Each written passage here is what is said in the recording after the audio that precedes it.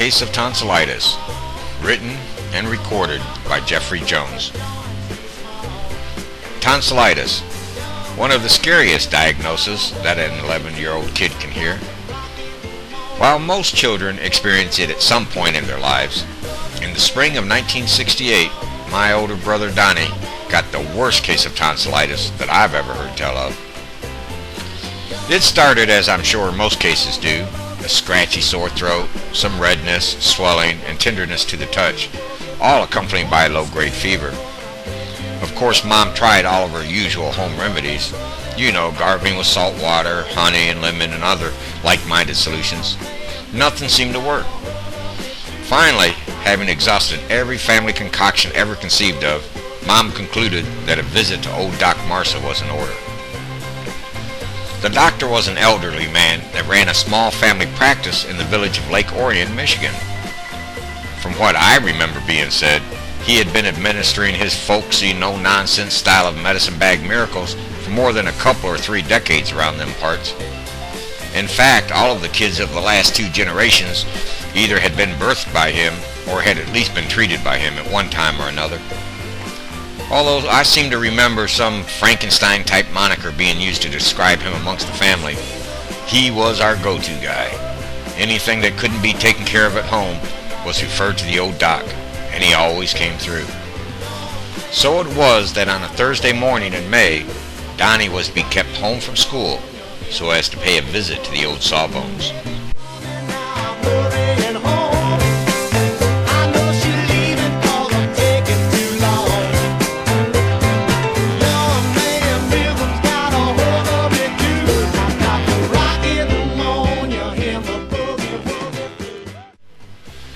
Throughout the school day, all of the teachers had been asking me how Donnie was doing. When I related the details of his condition, every one of them had said something to the effect that, well, I guess he'll be in the hospital by the end of the day. The more people that I talked to, the more I came to understand that Donnie needed an operation, and soon. I had not really thought about his illness much before now. I just assumed that it was a typical sore throat, no big deal. Now I was a little worried about him, and more than a little scared for him too.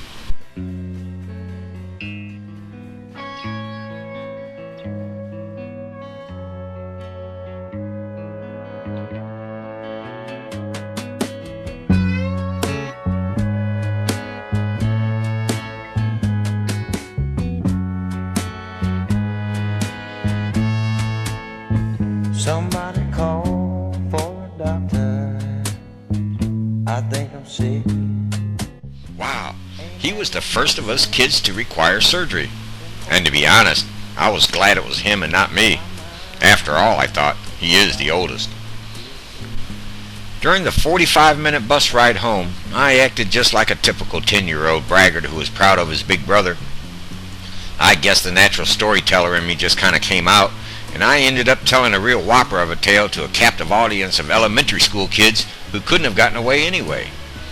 I weaved so many exaggerations and outright lies into the story of Donnie's trauma that by the time the bus dropped me off, I had the boy at death's door. I was so convincing that I had begun to believe it myself. Like any good storyteller, though, I already had an ending worked out in my head. It would be an ending worthy enough for Medical Center, Marcus Welby, or any of the other medical dramas on TV at the time. As you might imagine, though, this wouldn't be a very good story if it turned out the way most stories like this do. No, this one would turn out to have one of those so-called surprise endings that would require a major rewrite. As I bolted through the front door, eager to see if my brother's condition had changed, I noticed that the mood in the house was more somber than it had been that morning. Sitting there on the sofa flanked by my mother and my aunt, Donnie didn't appear to be any worse than he had earlier. However, both my mom and Aunt Glenda had serious expressions on their faces. Dang, I thought, Donnie's condition must be as bad as I had just expounded it to be. What's wrong with Donnie? I asked. Does he need an operation? Yes, he does, Jeff, Mom said. He's got to get his tonsils out. You better put your stuff away. We've got to be at the hospital in an hour.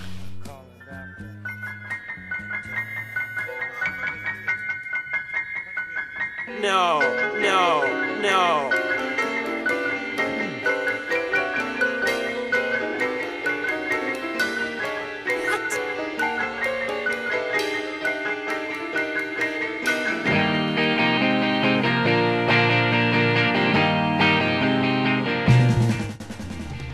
Something about the way she had said that just didn't sound right to me. It was only then that I noticed that there were 2 overnight bags on the floor. Donnie wouldn't need both of them, I thought. Uh-oh, what's going on? What do you mean, we? I stammered.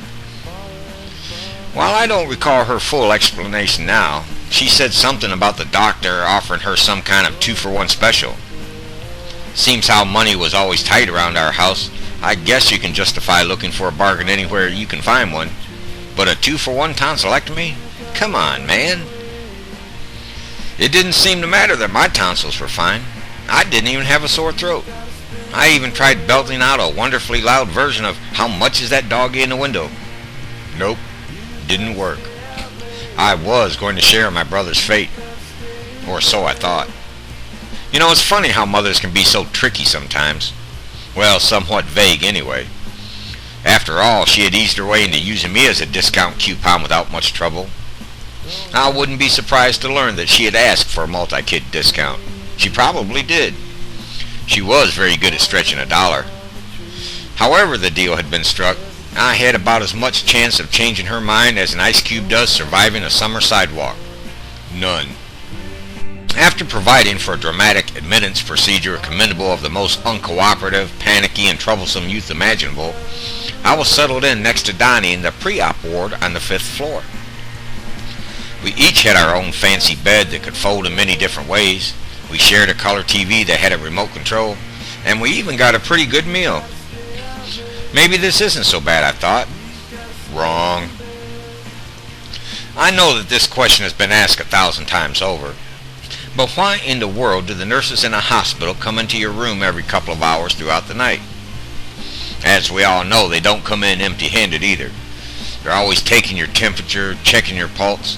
And for God's sake, are you going to take another blood sample? I spent the whole night afraid to fall asleep. I felt that we were trapped on the island of Dr. Moreau.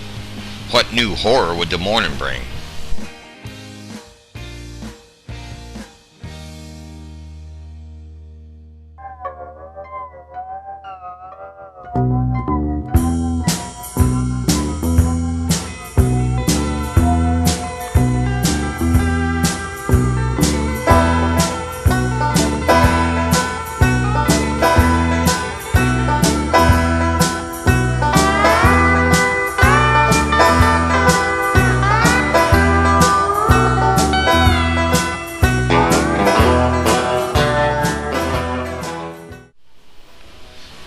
As the sun began to sneak its way through the window blinds, so too did a nurse and 2 orderlies seem to spring from the shadows unnoticed.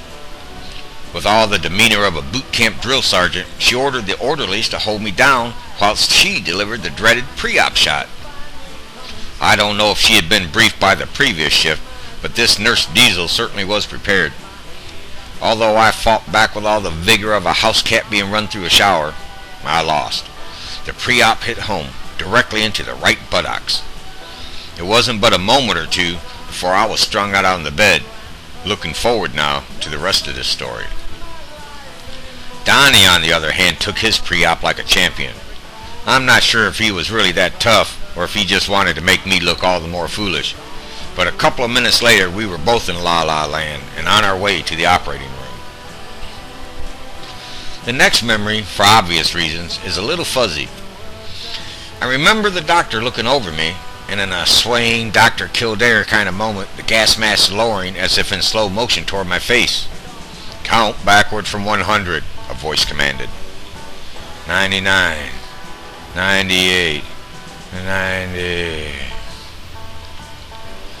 Urgh! The hoarse cry aroused me from my stupor. That wasn't my groan I had heard. Urgh! It came again. My pain and soreness was bad, but I couldn't imagine wanting to inflame it that much more with an audible outburst such as Donnie had just done. Looking in his direction, I saw Donnie, half laying, half sitting with his sheet lifted up. He was staring down toward his feet. It wasn't his feet that he was looking at, though.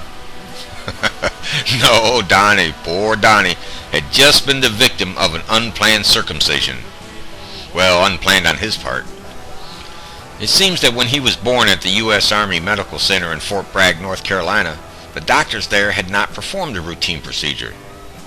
For reasons known only to her, Mom had decided that this was an opportune time to do so.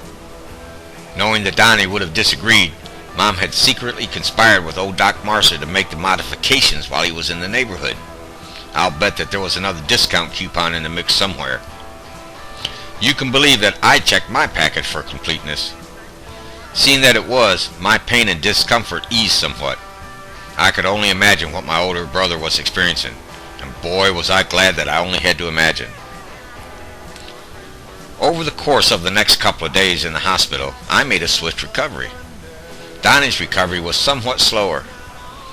While I could devote all of my nice cool ice cream to relieving my sore throat, Donnie's ice cream was doing double duty.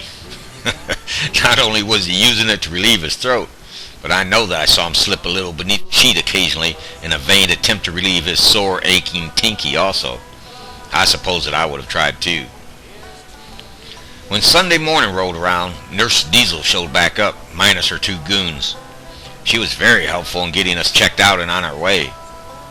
If she thought that I had been a problem prior to the operation, she had had her hands full dealing with Donnie the last few days.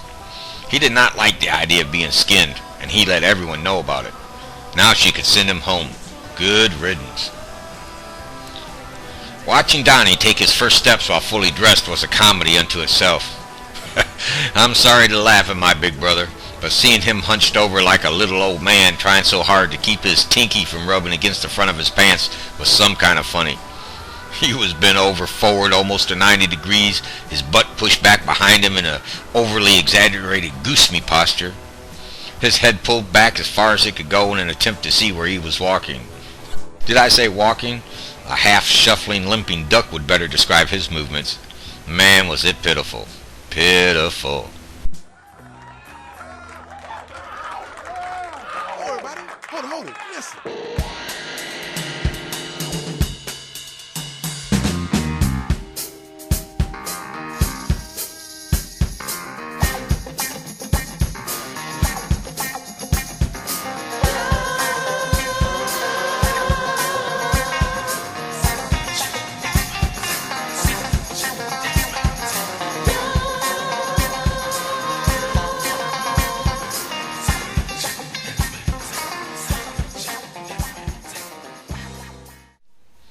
Back at home, Donnie was just as agitated as he had been in the hospital.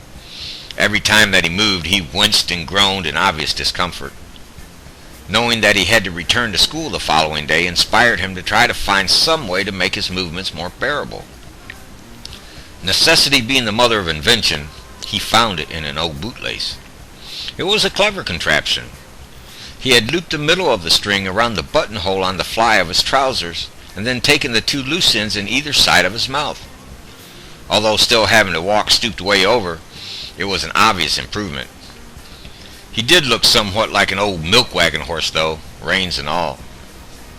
Seeing my big brother humbled in this way inspired the boldness in me.